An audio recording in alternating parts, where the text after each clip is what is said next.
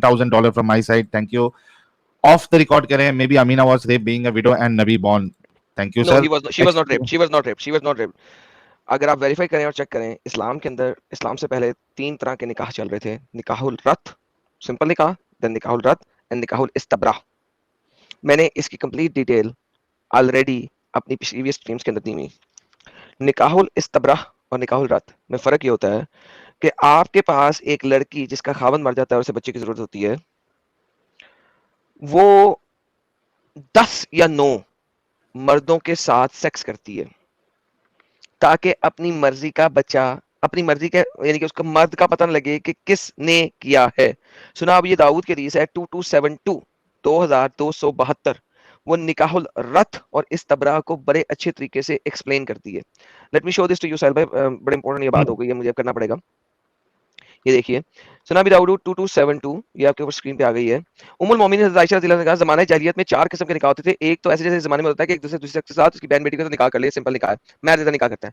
نکاح کی دوسری قسم تھی کہ آدمی اپنی بیوی سے حیض سے پاک ہونے کے بعد کہہ دیتا ہے کہ فلاں شخص کو بلا لو، اس کا نطفہ حاصل کرو، پھر وہ شخص تب اپنی بیوی سے صحبت کرتا ہے جب تک مطلوبہ شخص سے حمل نہ قرار پا جائے.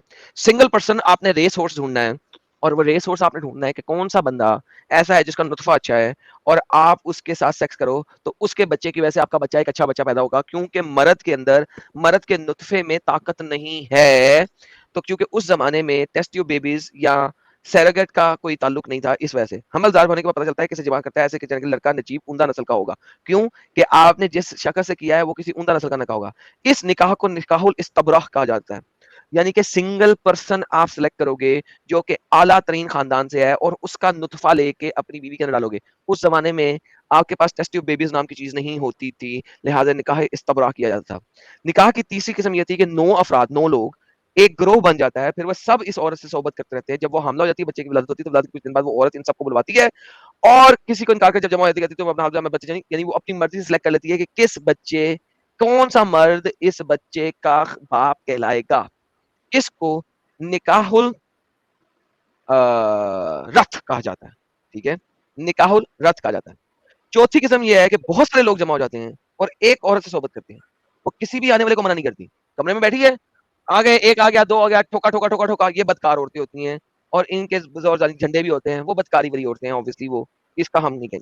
تو یہ 2 چیزیں تھیں، ان میں سے کسی ایک طرح کا نکاح کیا تھا probably حضرت آمنہ نے، یا تو نکاح رات کیا تھا یا نکاح استبراء کیا تھا.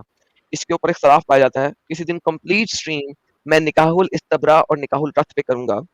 اور میں آپ کو بتاؤں کہ ہمارے پیارے محمد صلی اللہ علیہ وسلم کے والد محترم پہلے سے آپ کو پتا ہے وہ نکاح الاستبراء کرتے تھے، یعنی کہ وہ ریس ہورس کی طرح ڈفرنٹ فیمیلز کے پاس جا کے ان کو بچہ جن کے دیتے تھے. پتا ہے آپ کو اس بات؟ واہ، عیاشی تھی ایک دم. چار ڈفرنٹ سیراز سے دکھاؤں گا کہ ہمارے پیارے محمد نکاح الاستبراء کیا کرتے تھے، اور جس عورت کو بچے کی تمنا ہوتی تھی وہ اس عورت کے پاس جا کے اسے ڈنگی ڈنگی فرماتے تھے تاکہ اپنا نطفہ اس عورت کو دے سکیں. محمد صاحب نے، ان کے والد نا، ان کے والد کی بات کر رہا ہوں، محمد صاحب کی. ہاں آپ نے محمد کہہ دیا تھا. نہیں سوری مائی بیڈ، محمد صاحب کے والد عبداللہ وہ کرتے ہوتے تھے نکاح الاستبراء. تو یہ بڑا پری ڈومیننٹ چیز تھی قریشیوں کے اندر کہ وہ نکاح الاستبراء یا نکاح الرت کے ذریعے حمل کرتے تھے اگر ان کا مرد مر گیا یا ان کے مرد کے نطفے میں طاقت نہیں ہے. تو پلیز یہ نہ کہیے جو آپ نے کہا ہے، one of the two is possible and probable کہ وہ نکاح الاستبراء یا نکاح الرت ہے. میں یہاں تک کہوں گا کہ بی بی آمنہ، حضرت آمنہ نے نکاح الاستبراء کیا تھا ورقہ بن نوفل کے ساتھ یا بحیرہ رحاب کے ساتھ. لیکن بحیرہ رحاب، میری بات ہو رہی تھی، ڈسکشن ہو رہی تھی فادر زکریا بوترس کے ساتھ، جو کہ ایجپٹ کے بہت بڑے ایکس مسلم کرسچن ہیں، جن کے اوپر سہیل صاحب ان کے سر کے اوپر 22 ملین پاؤنڈ کا انعام ہے. آپ کو پتا ہے اس بات کا؟ واہ کیا بات ہے.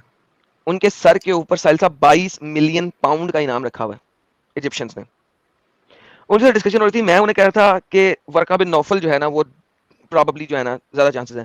سر انہوں نے مجھے 9 ریفرنسز کے ذریعے ثابت کیا تھا کہ نہیں، ورقہ بن نوفل جو ہے وہ پراببلی محمد کا باپ تھا. تو کسی دن اس کے اوپر میں کمپلیٹ ڈیٹیل میں آپ لوگوں کو ایکسپلینیشن کروں گا، دکھاؤں گا، بتاؤں گا. لیکن ابھی دیکھیں ہر چیز کا ایک وقت ہوتا ہے. ابھی دیکھیں آپ لوگوں کو یہاں تک میں لے کے آیا ہوں 2.5 سال کے اندر, 3 سال لگے ہیں مجھے آپ لوگوں کو یہاں تک لانے کے لیے کہ یہ ڈیٹا میں دکھا سکوں. بائی دا وے یہ اگر ڈیٹا دیکھنا ہو تو میرے انگلش چینل پہ آلریڈی پڑا ہوا ہے, آج سے 2 سال پہلے یہ ڈیٹا میں اپنے انگلش چینل پہ کر چکا ہوں. تو اب امیجن کرو میں انڈیا پاکستان میں بہت سلو چل رہا ہوں. لوگوں کو ساحل صاحب دیکھیں آپ نے اگر کسی کو بی ایس کروانا ہے تو اس کے لیے آپ کو اس کو ایف ایس کروانا پڑے گا پہلے, پھر بی ایس میں لے کے جائیں گے, آپ سیدھا نہیں لے کے جا سکتے. So you have to do things slowly and gradually, right. تو یہ بڑے ایڈوانس لیول کے ٹاپک ہیں, تو اس کو کرنے کے لیے تھوڑا سا بیس بنانی پڑتی ہے. تو دس از دا بیس. لائک آج کی اسٹریم کی جو بیس تھی وہ میں پہلے کر چکا ہوں 2 لائیو اسٹریموں کے اندر, اور تیسری شارٹ ویڈیو کے اندر جو 2 لائیو اسٹریموں کی کاٹ کے, وہ شارٹ بھی نہیں ہے, وہ 2.5 گھنٹے کی ویڈیو ہے تو پھر بھی شارٹ نہیں ہے, لیکن 2 اگر 8 گھنٹے کی ویڈیو کاٹ کے لگایا تو شارٹ ہی ہے. 16 گھنٹے کو 2.5 گھنٹے میں کنسائز کیا ہوا ہے. تو یہ ایک ٹاپک ہے جو کہ میں کروں گا, مگر طریقے سے ویٹ کریں. اگر آپ لوگ مجھے سنتے رہتے ہیں, ڈیٹا آپ لوگوں کے پاس ہے, تو میرے لیے بہت آسان ہوگا اس کو کمپلیٹ ڈیٹیل میں ایکسپلین کرنا. ساحل بھائی please continue. Thank you so very much, Adam.